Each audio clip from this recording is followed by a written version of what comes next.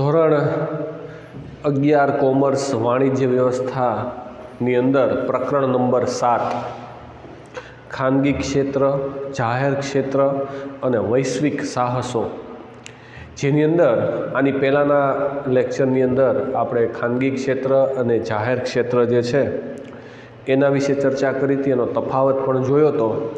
હવે વૈશ્વિક સાહસો કોને કહેવાય એનો ખ્યાલ, એની લાક્ષણિકતાઓ આપણે સમજીએ કે ભાઈ જ્યારે કોઈ ધંધાકીય એકમ પોતાની ધંધાકીય પ્રવૃત્તિઓ રાષ્ટ્રીય સીમાઓની બહાર ફેલાવે ત્યારે તેને વૈશ્વિક સાહસો કહે છે. વૈશ્વિક સાહસો કોને કહેવાય કે કોઈ પણ એકમ પોતાની ધંધાકીય પ્રવૃત્તિ છે, પોતાનો ધંધો છે રાષ્ટ્રીય સીમાઓની બહાર એટલે કે અન્ય દેશોની અંદર પોતાનો ધંધો શરૂ કરે તો એને વૈશ્વિક સાહસો તરીકે ઓળખવામાં આવે છે. દાખલા તરીકે ભારતની કોઈ કંપની હોય એ દુનિયાના અલગ અલગ દેશોની અંદર પોતાની પાંખો ફેલાવે એટલે કે ધંધાનું ત્યાં વિસ્તરણ કરે. દાખલા તરીકે ટાટા, તો દુનિયાના 17થી વધારે દેશોની અંદર ટાટા જે છે એ પોતાનો ધંધો કરે છે, તો વિશ્વમાં એણે સાહસ કર્યું કહેવાય અને વૈશ્વિક સાહસ તરીકે ઓળખવામાં આવે.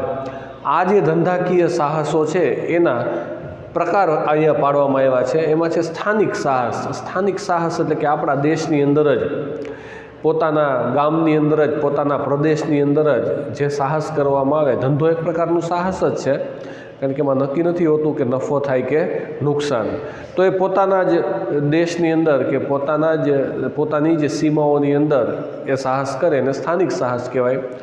પોતાના દેશની બહાર, દેશની સીમાઓની બહાર એટલે કે અન્ય દેશોની અંદર જે સાહસ કરે, ધંધો શરૂ કરે ને વૈશ્વિક સાહસ કહેવાય.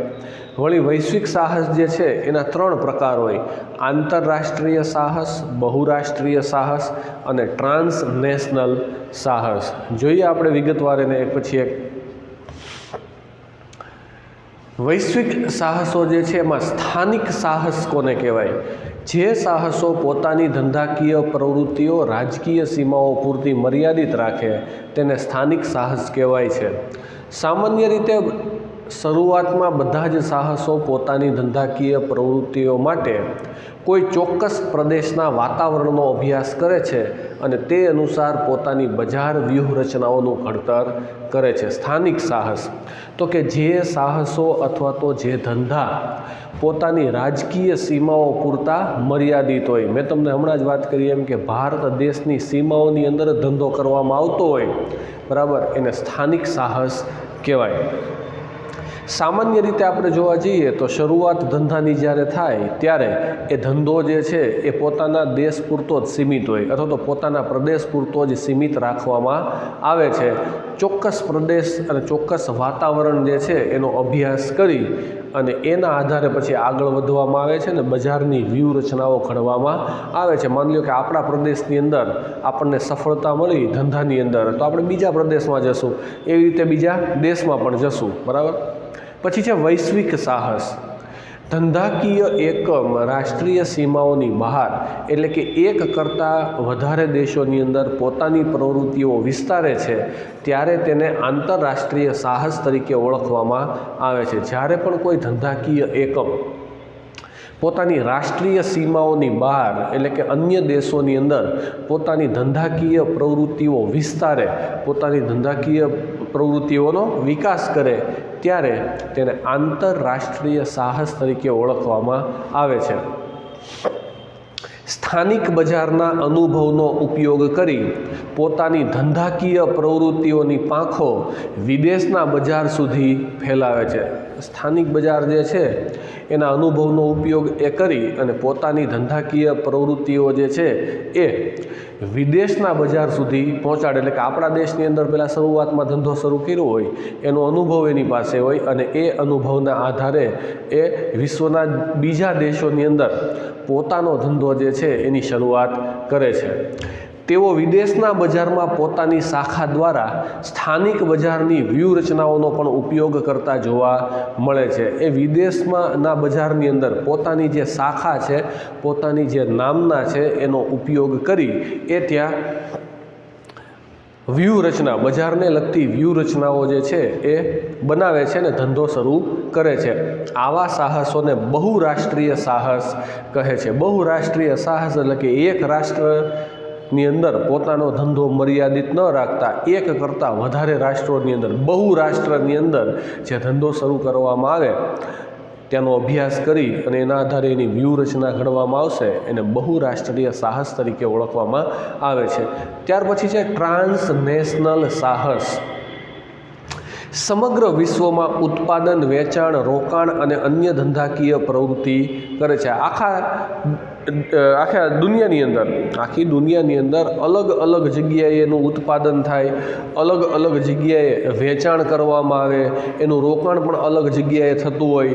આવી જે પ્રવૃત્તિઓ થતી હોય, દાખલા તરીકે કાચા માલ સામાનની ખરીદી આપણે બાંગ્લાદેશમાંથી કરીએ, એનું ઉત્પાદન છે એ ભારત દેશની અંદર કરવામાં આવે અને એનું વેચાણ છે એ કોઈ ત્રીજા દેશની અંદર કરવામાં આવે, તો આવા પ્રકારનું જે સાહસ હોય એને ટ્રાન્સનેશનલ સાહસ તરીકે ઓળખવામાં આવે છે. ટૂંકમાં કહીએ તો અલગ અલગ દેશોનો જે એની પ્રખ્યાત, જે ખ્યાતિ પ્રાપ્ત ત્યાંની ચીજ વસ્તુઓ હોય એ ભેગી કરવામાં આવે અને એનું વેચાણ જે છે એ અન્ય દેશોમાં કરવામાં આવે, તો આવા પ્રકારનું જે સાહસ હોય એને ટ્રાન્સનેશનલ સાહસ કહેવાય.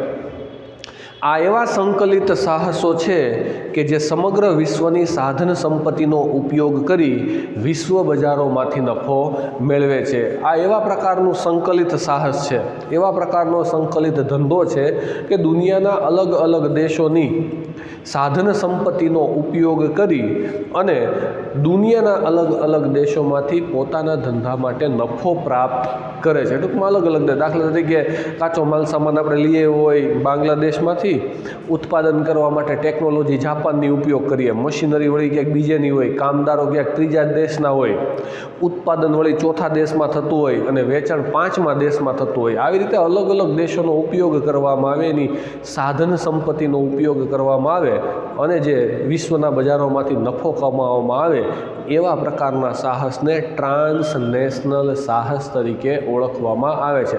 ટ્રાન્સ એટલે ટ્રાન્સફર, નેશનલ એટલે રાષ્ટ્રો, અલગ અલગ રાષ્ટ્રોમાંથી ટ્રાન્સફર કરવામાં આવે સાધન સંપત્તિને અને નફો કમાવામાં આવે છે. વૈશ્વિક સાહસોની લાક્ષણિકતાઓ. આજે વિશ્વના અલગ અલગ દેશોની અંદર જે ધંધો કરવામાં આવતો હોય, જે સાહસો કરવામાં આવતા હોય, એની મુખ્યત્વે લાક્ષણિકતાઓ કઈ છે તો કે એક કરતાં વધુ દેશોમાં ધંધો.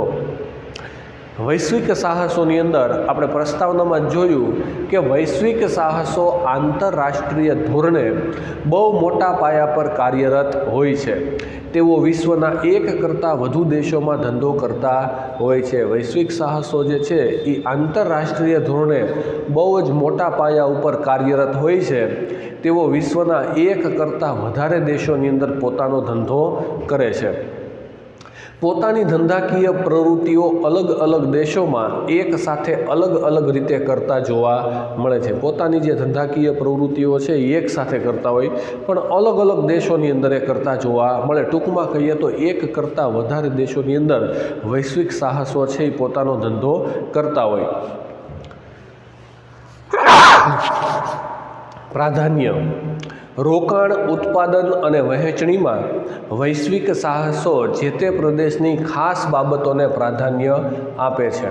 કોને પ્રાધાન્ય આપવામાં આવે તો કે જે જગ્યાએ આપણે રોકાણ કરેલું હોય, જે જગ્યાએ આપણે ઉત્પાદન કરતા હોય એ દેશની જે કાંઈ પણ ખાસ બાબતો હોય એને પ્રાધાન્ય આપવામાં આવે. દાખલા તરીકે ભાઈ કાપડ ઉદ્યોગ હોય, કાપડનો ધંધો કરતા હોય તો ભાઈ પાકિસ્તાનની અંદર એને ધંધો કરવો છે, તૈયાર કપડાં વેચવા છે, બરાબર, તો ત્યાં તો બુરખા પ્રથા છે.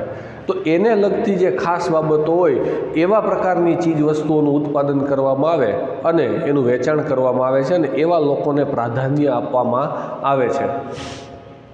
દેશની ધાર્મિક, સામાજિક, આર્થિક અને વર્તણૂકલક્ષી માન્યતાઓ જુદી જુદી હોય છે અને આવી બાબતોને ધ્યાનમાં રાખી વૈશ્વિક સાહસો જે તે દેશમાં પોતાની ધંધાકીય પ્રવૃત્તિઓ વિસ્તારે છે. અલગ અલગ દેશની ધાર્મિકતા અલગ અલગ હોય, સામાજિક પરિબળો અલગ અલગ હોય, આર્થિક પરિબળો અલગ અલગ હોય, તો એને જાણી એનો અભ્યાસ કરી અને એને અનુરૂપ હોય એવા પ્રકારની ચીજ વસ્તુઓનું ઉત્પાદન કરી અને ત્યાં ધંધો કરવામાં આવે છે અને નફો કમાવામાં આવે છે. કદ અને વેચાણ. વૈશ્વિક સાહસો જે છે એનું કદ અને વેચાણ જે છે એ વિશાળ હોય છે સ્થાનિક સાહસોની સરખામણીમાં. કેમ તો કે એક કરતાં વધારે દેશોમાં પોતાનો ધંધો કરતા હોય એટલે એનું કદ વધારે હોય, વધારે પ્રમાણમાં ઉત્પાદન કરતા હોય, નફો જે છે એની કમાણી પણ વધારે હોય.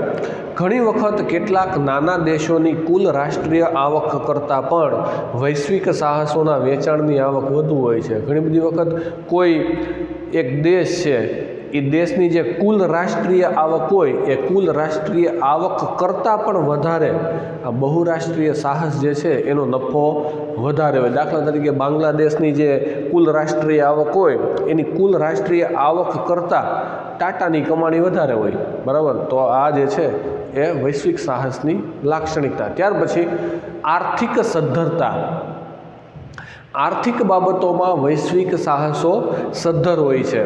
કેટલીક વખત તેઓ બહુ નજીવા નફાથી કે જરૂર હોય તો નુકસાન કરીને પણ બજારનો વિકાસ કરી શકે છે. કેટલીક વખત એ બહુ નજીવા નફાથી, ઓછા નફાથી કે જરૂર હોય તો નુકસાન કરીને પણ એ બજારનો વિકાસ કરી શકે. કારણ કે એક જગ્યાએ માની લો કે એક દેશની અંદર એ નુકસાન જતું હોય તો બીજી જગ્યાએ નફો થતો હોય, તો એ જે નુકસાન છે કે નફો છે ને જતો કરીને પણ પોતાનો ધંધો સાચવતા હોય છે. ખૂબ મજબૂત નાણાકીય પીઠબળ હોવાથી વૈશ્વિક સાહસો બહુ મોટા પાયા પર ઉત્પાદન અને વેચાણનું આયોજન કરી શકે છે. એની પાસે વિશાળ નાણાકીય પીઠબળ હોય, એની આર્થિક સદ્ધરતા સારી હોય, માટે એ મોટા પાયા ઉપર ઉત્પાદન અને વેચાણ કરી શકે છે. રાજકીય વર્ચસ્વ. વૈશ્વિક સાહસોની ખૂબ મજબૂત આર્થિક સદ્ધરતાને કારણે તેમનું રાજકીય વર્ચસ્વ પણ વધારે હોય છે. વૈશ્વિક સાહસો જે છે એની આર્થિક સદ્ધરતા વધારે હોય એટલે દુનિયાના અલગ અલગ દેશોની અંદર એનું રાજકીય વર્ચસ્વ જે છે એ વધારે હોય, સરકારની નજીક હોય. કારણ કે સરકારને સૌથી વધારે કમાણી કરી આપતા એકમો આ જ હોય, એટલા માટે એનું જે રાજકીય વર્ચસ્વ છે એ વધારે હોય. તેઓ ઘણી વખત પોતાને અનુકૂળ હોય એવી આર્થિક નીતિને પણ જે તે દેશના રાજકીય નેતાઓ દ્વારા ગોઠવી શકે છે. પોતાને ફાયદો થાય એવા પ્રકારની આર્થિક નીતિ જે છે એ ઘણી બધી વખત સરકારને કહી અને એ ગોઠવી શકે છે. ટૂંકમાં પોતાનું ધાર્યું ઘણી બધી વખત સરકાર પાસે એ કરાવી શકે છે. કેમ તો કે એનું કદ વધારે છે, એનો નફો વધારે છે, રોકાણ વધારે છે, એટલા માટે. વફાદારી. વૈશ્વિક સાહસો વિશ્વના ઘણા બધા દેશોમાં એક સાથે ધંધો કરે છે, છતાં કેટલીક વાર તેઓ જે તે દેશને વફાદાર રહેતા નથી, પરંતુ પોતાના મૂળભૂત દેશને વધુ વફાદાર રહેતા હોય છે. વફાદારીની બાબતમાં જો વિચારીએ તો કોઈ પણ દેશમાં તમે ધંધો કરતા હોય ત્યાં વધારે નફો તમે કમાતા હોય, એમ છતાં પણ ઘણી બધી વખત આપણી જે હોમટાઉન, જેને આપણે માતૃભૂમિ કહીએ, એ આપણો જે દેશ હોય, બરાબર, એને આપણે વધારે વફાદાર હોય, બીજાને આપણે વફાદાર એટલા બધા હોતા નથી. દાખલા તરીકે ભારતીય કોઈ કંપની છે એ વિશ્વના જુદા જુદા દેશોમાં કામ કરતી હોય, પોતાનો ધંધો કરતી હોય, તો એ બીજા દેશો કરતાં ભારત દેશને વધારે એ વફાદાર હોય. તો આ વૈશ્વિક સાહસોની અંદર ઘણી બધી વખત આવું જોવા મળે છે. આર્થિક રીતે સદ્ધર દેશોમાં ઉદ્ભવ. વૈશ્વિક સાહસોનો ઉદ્ભવ મોટા ભાગે આર્થિક રીતે વિકસિત દેશોમાં થયો હોય છે, જ્યારે તેઓ તેમની ધંધાકીય પ્રવૃત્તિઓ મોટા ભાગે વિકાસશીલ અને અલ્પ વિકસિત દેશોમાં કરતા હોય છે. આ જે વૈશ્વિક સાહસો છે એનો ઉદ્ભવ મોટા ભાગે જે આર્થિક રીતે સદ્ધર દેશો હોય ત્યાં જ એનો વિકાસ થાય અને એ પોતાનો ધંધો જે છે એ વિકાસશીલ અને અલ્પ વિકસિત દેશો જે છે એની અંદર કરતા હોય છે.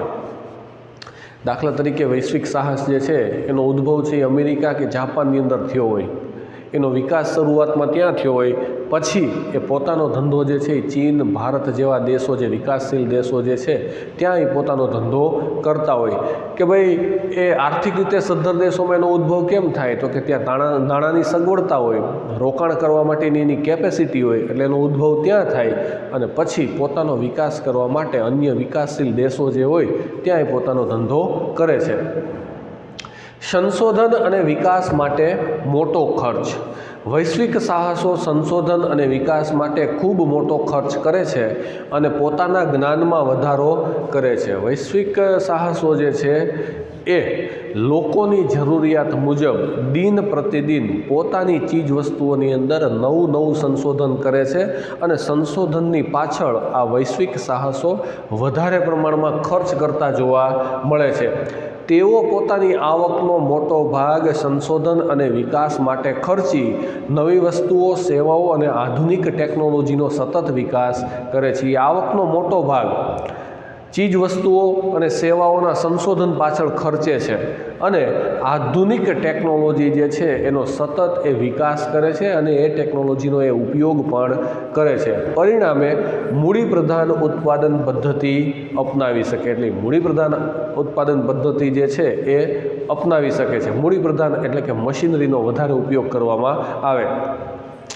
જીવનશૈલીમાં ફેરફાર. વૈશ્વિક સાહસો પોતાની પેદાશ કે સેવાના વિકાસ માટે જરૂરિયાત મુજબ જે તે દેશના લોકોની જીવનશૈલીમાં ફેરફાર લાવે છે. આવા ફેરફારોની શરૂઆત મૂળભૂત જરૂરિયાતોથી કરે છે. વૈશ્વિક સાહસો જે છે એ પોતાની પેદાશ કે સેવાના વિકાસ માટે જરૂરિયાત મુજબ જે તે દેશની જે જીવનશૈલી છે એની અંદર ફેરફાર લાવે છે. દાખલા તરીકે પશ્ચિમી સંસ્કૃતિ જે છે એ હવે ભારતમાં પ્રસરતી જાય છે. પશ્ચિમના દેશોની અંદર જે ચીજ વસ્તુઓનો ઉપયોગ કરવામાં આવે છે એનો ઉપયોગ હવે અહીંયા આપણે કરતા થયા છીએ. કઈ રીતે તો કે બહારના દેશોની કંપની ભારતની અંદર પ્રવેશી અને આપણી જે જીવનશૈલી છે એની અંદર એને ફેરફાર કર્યો. દાખલા તરીકે જીન્સનું કાપડ જે છે કે જીન્સના જે કપડાં છે એ અન્ય દેશોમાંથી, પશ્ચિમના દેશોમાંથી આપણા દેશની અંદર આવ્યા એટલે આપણી જીવનશૈલી જે છે એ બદલાણી. પહેલાં આપણે સુતરાઉ કાપડ કે ખાદીનું કાપડ જે છે એનો ઉપયોગ કરતા હતા, પણ મલ્ટીનેશનલ કંપની એટલે કે વૈશ્વિક સાહસો દ્વારા અલગ અલગ કાપડ બનાવતી કંપની ભારતની અંદર આવી એટલે આપણી જીવનશૈલી જે છે એની અંદર ફેરફાર થયો. આવા ફેરફારોની શરૂઆત મૂળભૂત જરૂરિયાતોથી કરે છે. આપણી જે પ્રાથમિક જરૂરિયાતો હોય, મૂળભૂત જરૂરિયાતો હોય ત્યાંથી ફેરફાર કરવામાં આવે છે અને આ બધા જે વૈશ્વિક સાહસો છે એ આપણી મૂળ જરૂરિયાતો જે છે એની અંદર ફેરફાર લાવે છે. ત્યાર પછી ભારત અને વૈશ્વિક સાહસો એ હવે પછીનો જે લેક્ચર છે એની અંદર આપણે એની ચર્ચા કરીએ.